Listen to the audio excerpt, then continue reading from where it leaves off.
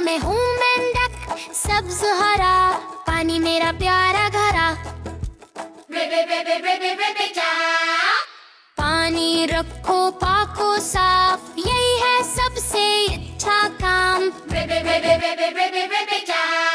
कचरा फेंकना काम बुरा, न करो पानी को गंदा पी।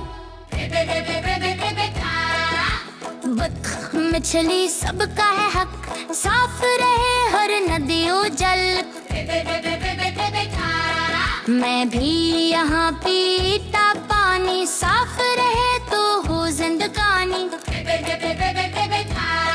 सब मिलकर वादा करें, पानी को हम साफ रखें। साफ रखो ये झील हमारी, वरना हो जाएगी बीमारी। छोटा मेंढक आवाज बुरी, पैगाम मेरा सबने सुना गली गली। आखिर में बस इतना कहूँ, पानी बचाओ मैं शुक्रिया कहूँ।